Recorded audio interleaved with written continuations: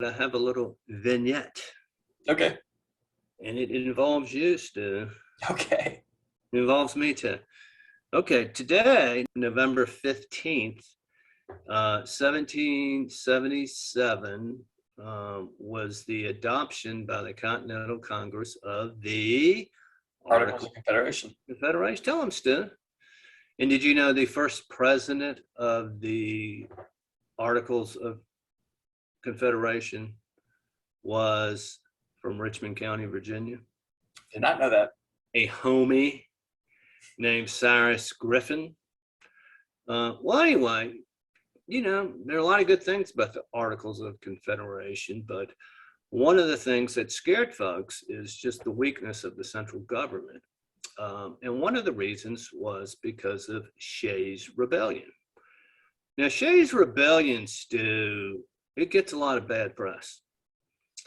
Shay's Rebellion was about kind of the little people in Massachusetts, Western Massachusetts. They weren't the merchants in Boston and the people with shipping interest.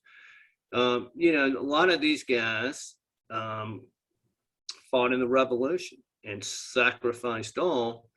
And at this particular time, there's no money. And the state of Massachusetts had enormous debts because of the war. And they really put the thumb on a lot of these middling farmers, really incredible court fees. Everybody back then had some sort of relationships with the courts. There were very oppressive court fees. And during the war, there was kind of a subsistence economy there because there really wasn't a currency. The British pound had been cut off. And a lot of these guys had pre-existing debt. They had no way to pay it off.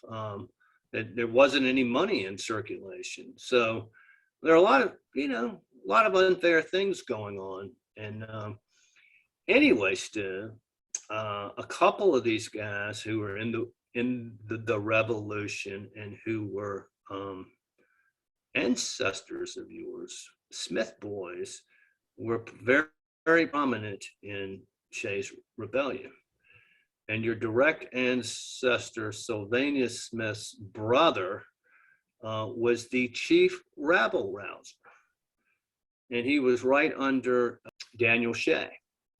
And historians have said that if Daniel Shay didn't kind of retire, and it's a good thing that Shay was in charge of the rebellion because Nathan Smith would have gotten everybody killed. So, Stu, I want to read you what one historian says about Nathan Smith. Okay. He really was kind of a war hero. He was a captain in the Continental Army, but he was a hard-drinking, rough guy.